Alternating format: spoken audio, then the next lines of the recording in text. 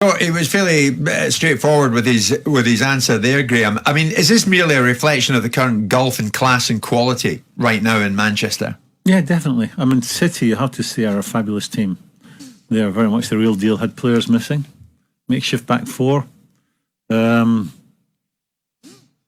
a top team, and I think Haaland is just, for such a young man, he plays with a. He's got so. The thing I like about him, I would ask people to watch. I think it was the pass he made for Foden's last goal to get his hat trick. He's tripped on the 18-yard line. He goes to ground, but he's played the ball into Foden, who turns and scores a goal. But watch that again. I think it's Casemiro that trips him. Now, normally, I would say 9 out of 10 strikers around today get tripped. He's gone down and he's claiming for a foul. There's no thought of that in his head. He goes to the ground, he bounces straight back up because he's thinking Foden's going to hit the goalkeeper and I'll get a tap in. He is alive to every situation. I love the way he celebrates when they score a goal. It's not about him running to the crowd, kissing badges. It's all about me. He is a real team player. He's got so much athleticism. He would terrify you if you're playing against him. Well, what is terrifying, Simon, is Guardiola said afterwards, we can be better than we showed today. Have a listen. More than 3 goals conceded is the fact that as a manager, there are many things I don't like. Few things I don't like, but it's one particularly I don't like. It's when the simple things you cannot do better, can do properly. The simple things I have the ball, I am alone a little bit, and pass the ball in the simple way to my player. This is and this we have to improve. The last games against Wolves, today it was not good. So Haaland's come in, Simon, but it's actually United who have spent more money on new signings than Yes. City. Yeah. 1.4 billion compared to 1.38 billion. Yeah, absolutely.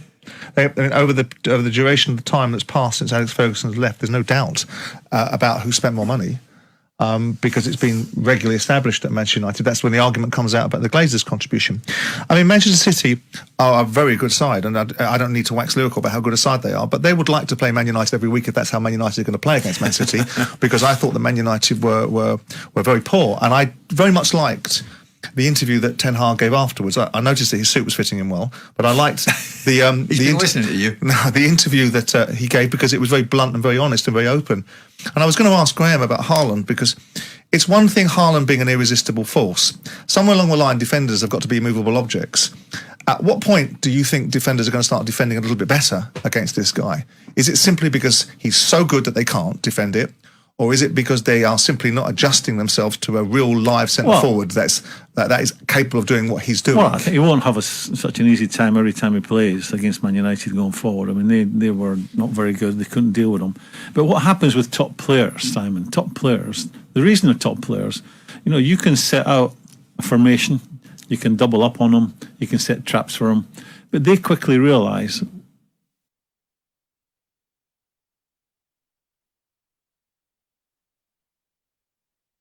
what you're trying to do to and they work it out. And they work out without any words from the bench, any words from the manager. And I think Haaland, if you're playing against Haaland, you're thinking, I can't be quicker than him. I can't get in a race with him. He's stronger than me. He's going to be better in the air than me.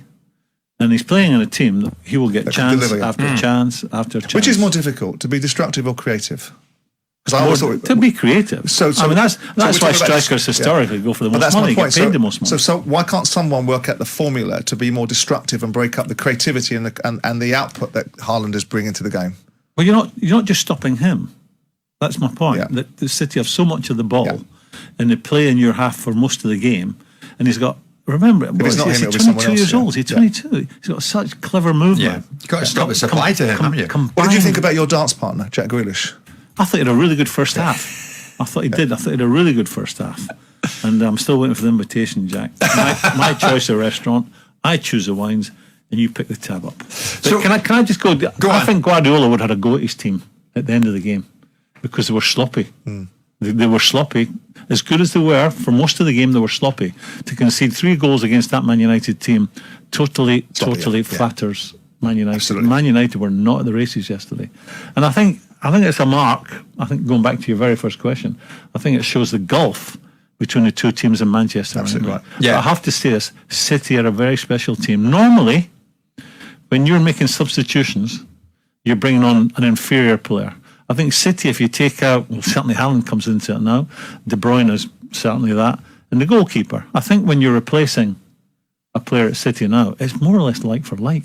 Yeah. And I think Foden is creeping into that group as well. What was going on with Ronaldo then, do you think, Graeme?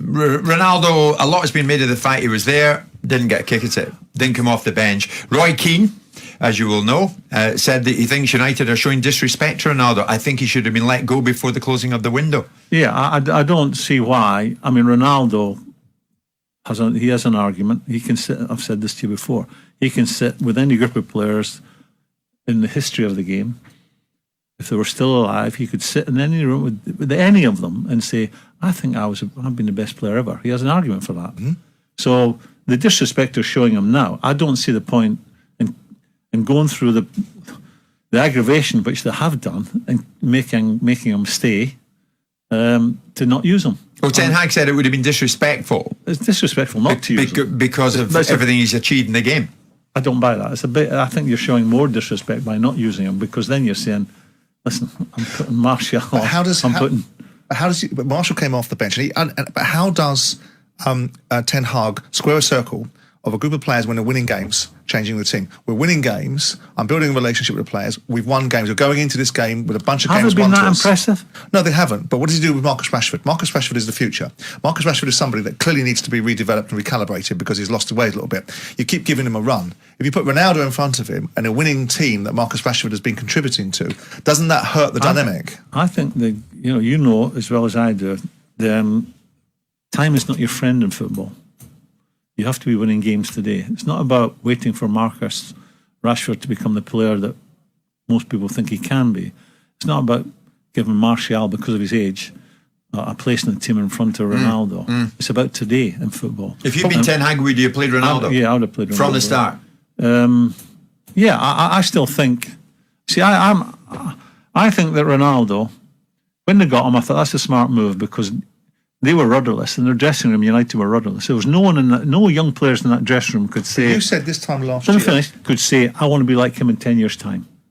So I think you get Ronaldo, but you make the point to Ronaldo, you won't be starting every game. But that's probably that's the point they probably made. There's 2 points that I don't necessarily concur with you on, and I'll have the audacity to advance them. The first one is that he's being disrespected, right? Because you're a contractual player that signed a contract with somebody, and Roy Keane's argument that he should have been let go in the summer is an argument that perhaps explains why Roy Keane isn't a manager and as a pundit now. Great player, had the same argument when he left Man United. He was disrespected because Ferguson felt that he'd run his time. It's not disrespect, it's just a contractual obligation or a contractual opportunity. The other argument that I was going to advance, which I've completely gone out of my mind now.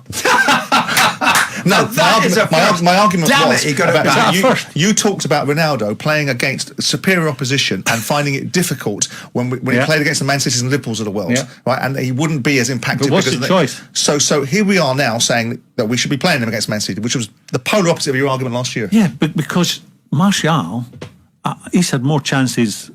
Oh no, he's a dog with fleas as far as I'm concerned. So you put him on in front of... So that takes part of your argument.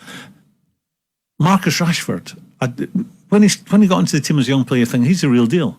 Yeah. He stood still. No, he's gone miles away. And if you were asking me today, next week, big game, for all his shortcomings, Ronaldo, for all his shortcomings, phone on at 4-0. For his shortcomings, I would have played him in front of How would you Rashford. feel as a top player? You've never been on the bench, but how would you feel being thrown on at 4-0, getting your backsides kicked by Man City, getting passed around? How would you feel coming off the bench? If you were Ronaldo? If Graeme Souness or a top quality player walking into...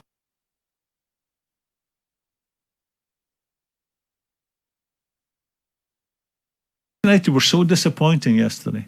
Yeah. They really were. Yeah, if you were going to pick an 11 from the 22 that started the game, it's all Man City. You're playing Man City's team. There wasn't Actually, keen to get your take on that. United fans, what's your take, A, on the defeat and the nature of it, but B, on the situation with Ronaldo? Should he have featured at some stage? You would think probably yes. At 4-0, he might not have made any difference whatsoever, but he might get a goal or two. I can tell you what the player would say. He'd rather be on the pitch. I mean, if he's being disrespectful... the way they were getting battered, the way they were getting passed around and humiliated, he'd rather been amongst that, do you think? Yeah, I think so. Yeah, okay. I think players want to play. I mean, you've seen it on his face. And the camera went to him several times. Ronaldo's a real deal. Absolutely, no doubt of that. The sulking would have stopped, wouldn't it? Yeah. Okay, give us a call on that.